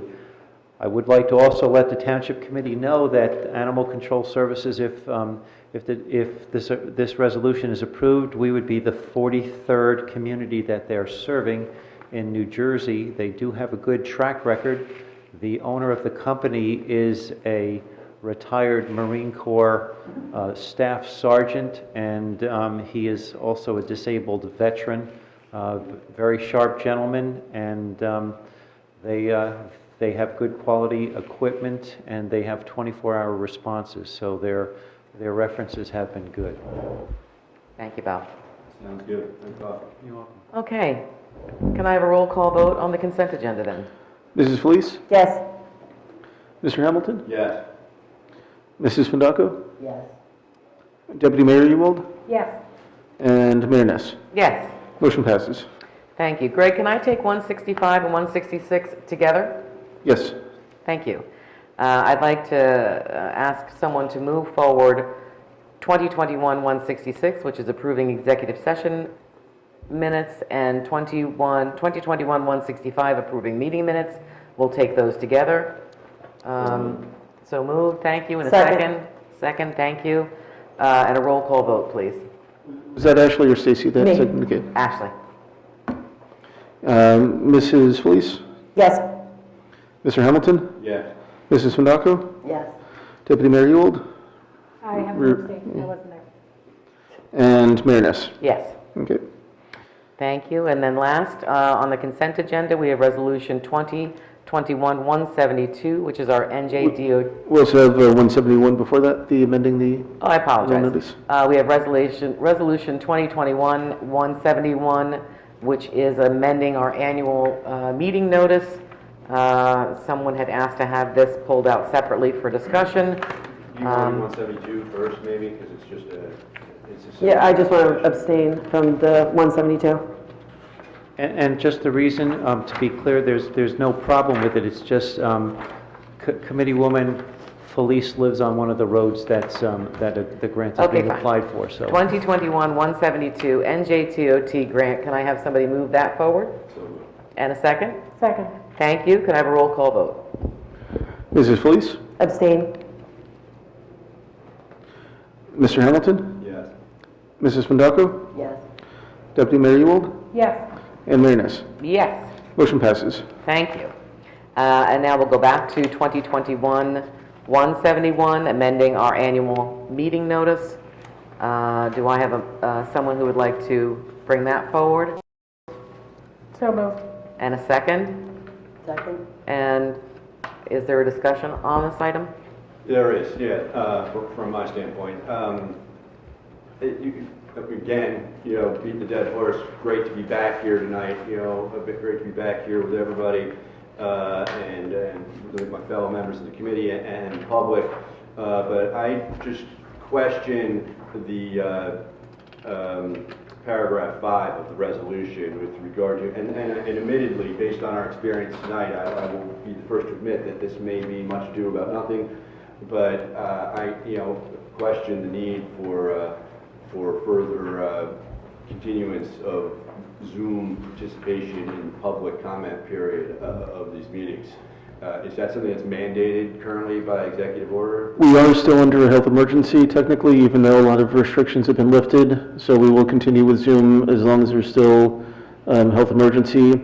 And my personal opinion is now that we've had Zoom successfully for a long time, I don't want to wish any political blowback on the committee when, if you take that away, it would be the same retribution as if you take away the televising the meetings. Once certain genies are out of the bottle, I mean, you're the ones that are going to be up for re-election someday. If you want to take it away, that's up to you, but... Maybe not. Hey, Mark, I don't think the mic is on. I thought I turned it on. Lights on. Maybe it has to be. You gotta switch it to the on position. Yeah, the light's on. No, but it has to go on to non-mute. Oh, yeah, you have to put it on mute. It's on the on position. And then just hold it up close to your mouth. You hear me, Alex? Yeah. Okay, maybe just have to switch it on and off. And beyond that, I also need a means to record the meeting. So the computer that's by your feet that crapped out on us a few months ago. So using Zoom for the time being allows me to have a recording of the meeting so we can do minutes. Right, yeah, the question wasn't about Zooming the meeting, augmenting, I guess, the ability for people to participate, to witness the meeting and be made aware of what is happening at the meeting, which is what happens on cable TV. The difference is the people watching on cable TV don't have the ability to participate in the hearing of the citizens. I think it's important. It's the way it's been done historically in this community and everywhere else for generations. That everybody is welcome to come forward and be heard. And I encourage people to come forward and be heard. The more the merrier. I'm all for that. But I am not in favor of unnecessarily continuing the ability for people to who are unwilling to make the commitment to be here in person, who cannot be, frankly, positively identified as to who they are, who in some certain circumstances recently, there was a coordinated effort where, there was multiple repeated telephone calls for people who live, hundreds of miles away from here. And various other issues. So that's really the issue, not with continuing to stream the meetings on Zoom, but to go back to the normal process of keeping our meetings open to the public, and any member of the community, or frankly, if somebody wants to come from Alaska and voice their opinion on Chatham Township issues, they're welcome to come here and do so. But I don't think it's fair to the people who volunteer their time and commit their time to be here, to, you know, have other people who can be doing whatever, be at a baseball game, be driving somewhere in a car, and interwoven on our public comment period. That's Yeah, once we're past the public health emergency, we can revisit the question. But, you know, in fairness to the public, if you're called away on a business trip to California, you still have the rights of a citizen, and you may want to weigh in on an issue. Right, and we have a methodology for that, which is the written comments submitted to the clerk. Which that would go away with the public emergency as well. Okay, so you're telling me, Greg, is that we're mandated to do this by the state? Well, yeah, for now, we should do it to comply with the public health mandate. Should we do it, or we're required? Well, you know, if I may, we're having a theoretical discussion, so we will research the question, but as we were at 8:15 this morning, we were, when we were going through this with the health officer, we were still under a health emergency, but we'll see, we can do some research, we'll ask our township attorney to also weigh in, but it's our understanding that there's going to be further changes coming down the pike, you know, basically by the 4th of July. That will. I think that what we've seen in the pandemic, and certainly we've seen tremendous increase in participation in our meetings. We have between 30 and 40 people in our meetings, and just because somebody can't come down because they have little children, or they have work concerns, or whatever things that are happening in their household, this has really been a wonderful tool for people who can't come down here and sit in the seats to participate. So I have no idea why you would want to limit participation or make somebody, the only people that are worthy of making comment are those who come down here and sit in a seat. That's silly. We've been successful with this. We've had many more people participate in the meetings. Trust me, I've been here at these meetings. It was usually me and one other newspaper writer and one person.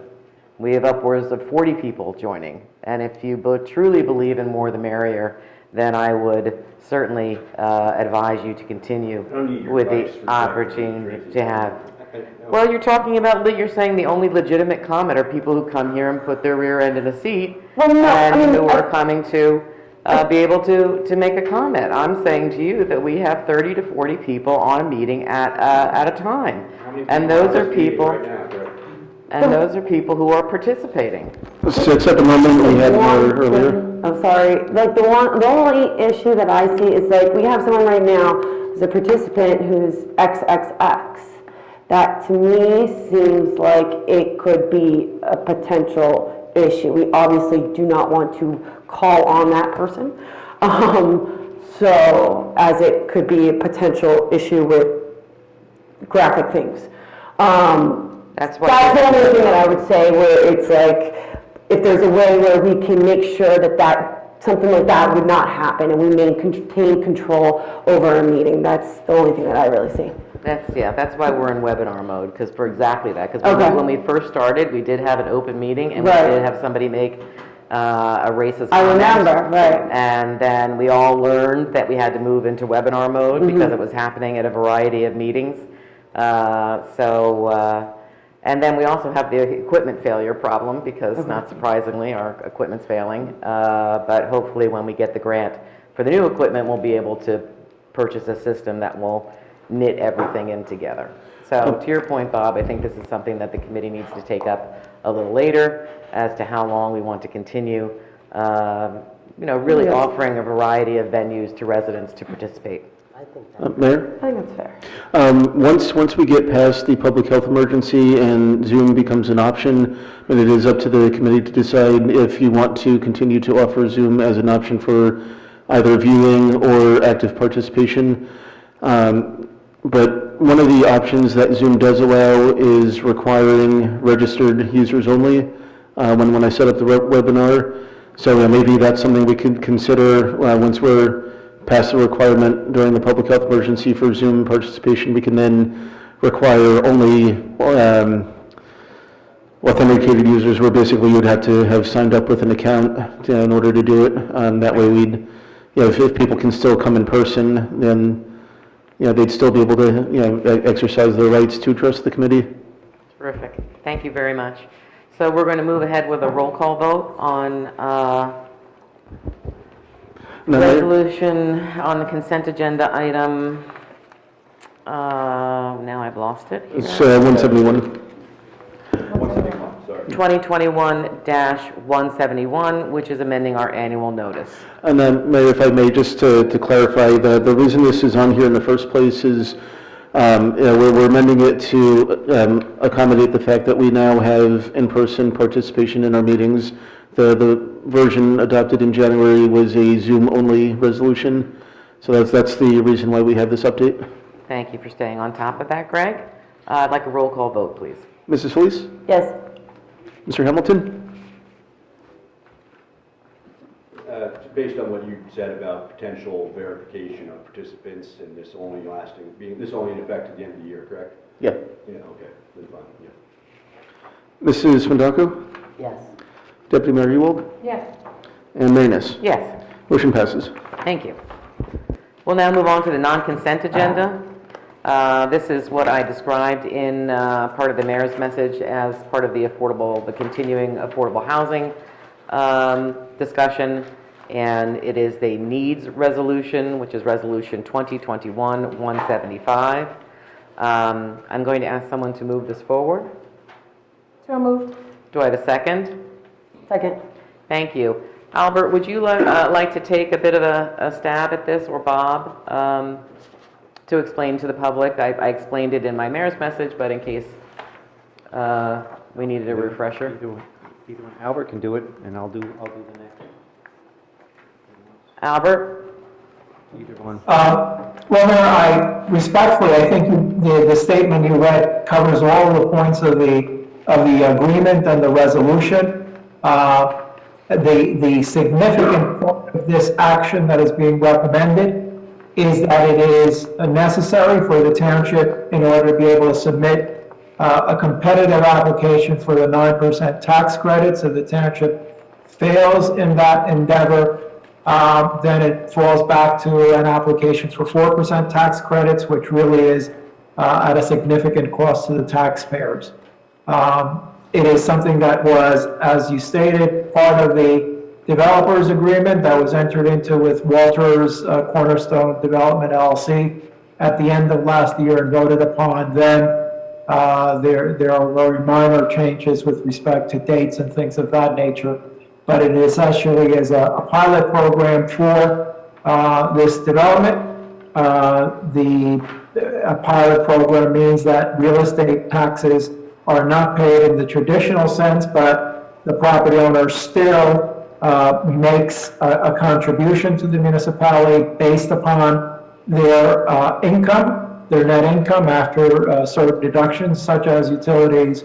And the 6.8%, while under a normal pilot program, can be negotiated upward. If the township does that, it is not going to be competitive in obtaining the 9% tax credits.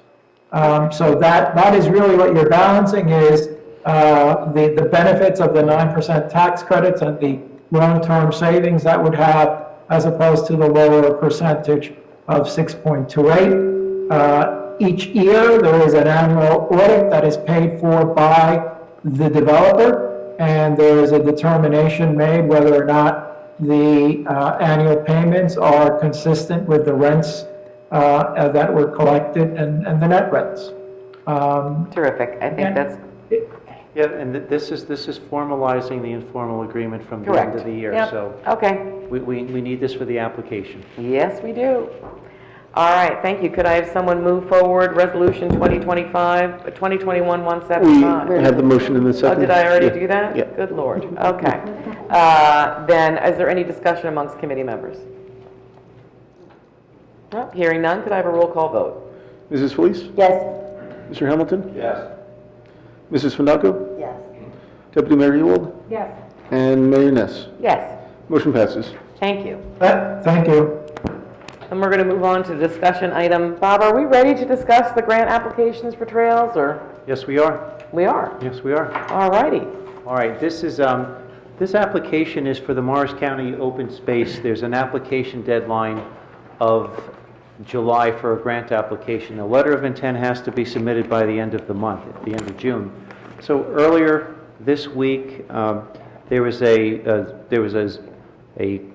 Zoom meeting with Committeewoman Findaco, our township engineer, John Rushke, as well as Open Space Chairman Joe Bezralian, to go over, based on the grant application, what were the best possible alternatives to consider for a grant application. So they were basically, initially, the township engineer and I were considering 4 different applications, and then 4 different locations. We whittled them down, and then we spoke with Committeewoman Findaco and then Chairman Bezralian for the Open Space Committee of what would be the best overall value for the township. This grant application that's going to be submitted to the Morris County Parks Department, the Open Space Division, if the Township Committee agrees, would be for connecting, putting a path together, or connecting a path from basically Nash Field over to Green Village, so developing a trail. The beauty of this particular grant is that it can be used for the engineering and for the development and for getting the permits for it. So this would be the first phase, and then we would apply for the second phase to actually develop the path. But this is to make sure that it's feasible. So there were a couple of other options, but they just didn't get us as much points in the process as this did. Committeewoman Findaco, I don't know if you had anything that you wanted to add, and then I was going to ask. I do have a question. Do you, when you make this grant application, do you mention that it's environmentally sensitive land and probably needs a little extra attention when building the, I don't know anything about writing a grant and what you asked for. Well, we're scheduled to have a meeting on June 25th with the Morris County folks to outline what we want to do, and we would ask those types of questions there, or we would actually, we do know that there are some sensitive areas, and we're going to point that out and ask, that's why we're asking for the grant funding, so we can figure out what type of trail should be developed over certain parts of the path. John, is there anything that you wanted to add to this? Yeah, I think it's the county has a program. You can either ask for design and permitting, or you can ask for construction. Last year we asked for construction, frankly, because the design was relatively simple, cutting a path through the woods. In this particular case, it is a little bit more complex, and there are more sensitive areas that we have to take into consideration. There may be some elevated platforms that we have to install. We have DEP permitting. It's an area that needs more consideration in the design than just putting a relatively simple plan together. So it does. The grant will describe exactly what the general intent of the path is going to be, general alignment of it, what our general goals are, what we're trying to accomplish, what the extent of the effort that's going to go into the design. So we'll get into those details in the application and make sure, frankly, we make sure it's done right.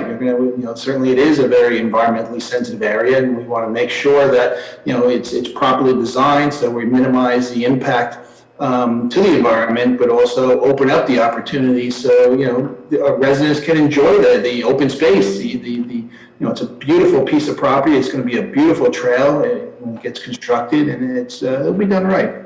And the goal is to link it up to some of the county park trails, so to over at Lewanika, and position ourselves so that it can also link to future trails that'll probably become available 5 or 10 years down the road. I think it's wonderful.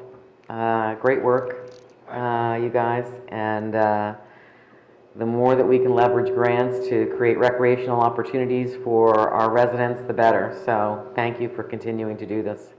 Does this project contemplate, like, if you were to be awarded the design and permitting grant and do that work, that there would be potential grant funding for the construction separately? Yes, that would be Yes, for the yeah. next cycle, yes. Excellent. Yep. Yeah. Well, hopefully, if we get the grant this year, proceed with the design, and then the following grant cycle, we'll be asking for construction. Terrific. I have just one kind of odd request, if we can take this into consideration. The trails, especially through the pandemic, have just been a wonderful resource, and we live in a great area. We have a lot of wonderful places that we can walk. And this would also be, we're trying to do a bike trail too. In that area? Oh, separate. No, if we can, so we're just, part of it, yeah. That'd be pretty cool. But anyway, in exploring these different paths, unfortunately, we also deal with ticks and Lyme disease in this area. And if there's a way to balance keeping things as natural and beautiful and untouched with making paths that are safer and wider and less likely, I mean, my husband and I did a beautiful hike in the Great Swamp. We were just in awe of the beauty, and then walked down, we were picking ticks off of ourselves. And it's a concern. So if there's a way to balance that. Yeah, and I think we have to get appropriate DEP permits, and even if we were the mindset of let's just bulldoze in there and get it in, the DEP is not going to allow us to do that. Yeah. So, we don't have that mindset. We're taking into, account that we do want to minimize the amount of disturbance, preserve as much as the natural environment as we can, but we do want to make it accessible so people can have that connector from Nashville into the county network, and also have an opportunity to walk that piece of property and see that beautiful landscape that's back there. So it'll be done with care regarding balancing all those issues. Great, thank you. So do you need the consensus of the committee? Yes. Do we have consensus on the committee? We do. Terrific. Thumbs up. Thank you very much. Thank you. Now we'll come to the second part for the hearing of citizens. All the rules still apply. I'm not going to bore you with reading it again.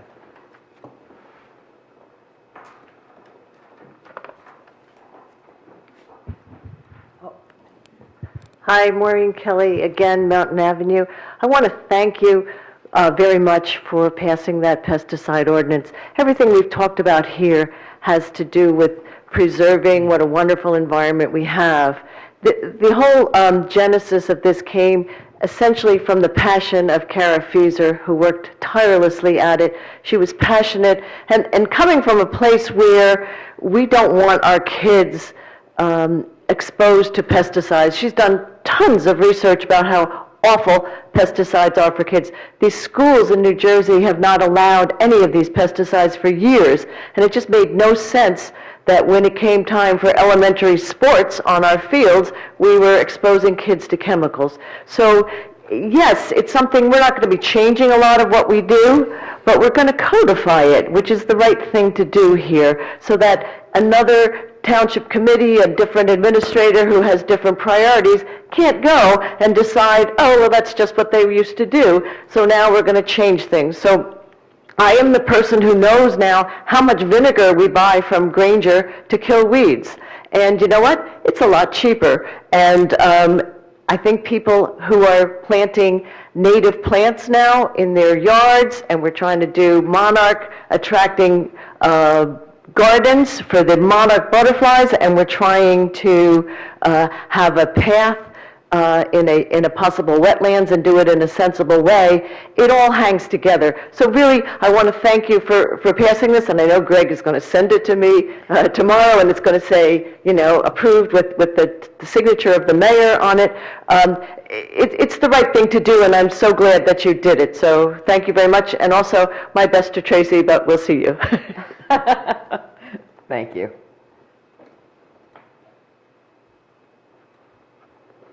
Yes, hi, Susan Hoag from Canterbury Road. I would like to thank you for pursuing the link between Nashfield and Green Village Post Office. This is something that I looked at probably 15 years ago. And it's just so exciting to hear that we might actually be making a stab at creating that path. It's a fantastic beach forest back there that is just beautiful to look at and to be part of. So bravo to you all for taking that first step. And John, thank you so very much for all your work on it. Thank you. Thank you. Kathy Abbott, Winwood Road. I also just want to follow up quickly on the pesticide ordinance, because I worked on that with Kara Feeser for a while, but also in the early 2000s when my kids were very little, because pesticides were a big concern to me, and I knew that schools, as Maureen said, schools were becoming pesticide-free late 90s, early 2000s, I can't remember when, and we weren't doing it on our fields, and we got some consensus as a policy, but not codified, that we would have pesticide-free zones. And we even had signs out saying that. And then it just was like, okay, maybe it's just by the swings and the climbing areas, not the fields. And, you know, there were just, I remember sitting at Colony Pool, and you could see that in July there was this white granular, probably pesticide on the lawn, because you don't fertilize in July. It was probably an insecticide, knowing what I had studied about applications that are conventional. So we absolutely need it to be something that does not change with different staff members at DPW, the administrator, or even the next township committee. They would have to make a big effort to go against our children's health. So I appreciate you putting it into law. Thank you. Thank you. Ed, you're breaking the fourth wall. Ed Barmakian, Tap into Chatham. I was at a state group lacrosse game, Chatham won, Group 3 state championship. And so I heard that you have resigned. So how is it true that Ms. Abbott's going to replace you tomorrow at noon on the committee? No. So what the process is, Ed, and I have a press release for you. Don't believe the text you're getting. So there's a process. Same process that happened when John Maurer resigned and Typhoon was appointed to replace him. That same process kicks in by statute here. So I'll resign effective noon tomorrow, and then the Democratic committee, since it's a Democratic seat, has the opportunity to put forward 3 candidates, or they must put forward 3 candidates. Those 3 candidates will be invited to the next township committee meeting on the 24th to be interviewed in executive session by the existing committee members. And then they can make a decision. They can bring it to a vote on the 24th. And that person would be appointed on the 24th. If there is no consensus at that meeting, then it goes back to the Democratic committee to make a selection, and then that person will be appointed at a special meeting, because it won't fall within the 30-day time period that has to happen before, what did we say, July 10th? July 11th? So there'd have to be a special meeting then called to have this person appointed. So that's the process that's followed. So Stacy's going to be the mayor? No? So there's not an automatic elevation clause when a vacancy cap happens. Stacy will be the acting mayor. And then when we have a full complement back on the committee, there will be, it's like, as Greg put it, a reset. There will be an appointment of a mayor, a nomination and appointment of the mayor, and a nomination and appointment of a deputy mayor. Almost just like we're doing a reorg. And this is happening right now because, can you just give your reason again? We are moving to Basking Ridge in July, and I didn't want to hold on to the very last minute because we have issues facing us with our affordable housing that's going to be coming to the planning board, and I thought it was in really the township's best interest to get somebody up and running as we enter into this very important part of 522 Southern Boulevard. Thank you. Thank you. You know what, I wore a tie tonight because I thought you were going to take a video of me explaining the whole process. You know what, Greg, would you like to give a recap? The short version. The good news is you're on Zoom with a tie, so. I thought it was just for me. Okay, we've come to the end of the meeting. I appreciate you all coming out tonight. Thank you so much for your kind words. It is indeed an honor to have served as mayor, as a committee member, as a participant, as a resident here in our township, as a reporter, many, many years, probably going on, let's see, 12 years with the Independent Press and probably 5 years as a citizen, a resident, a candidate, and ultimately as a committee person, deputy mayor, and mayor.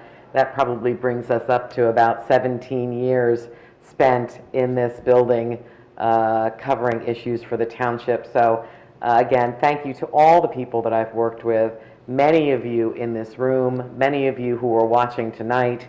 I wish you well, be safe, and be kind. Do on. Thank you. Do I have a motion to adjourn? So moved. So moved. And a second? Good night, everybody. Good night, everyone.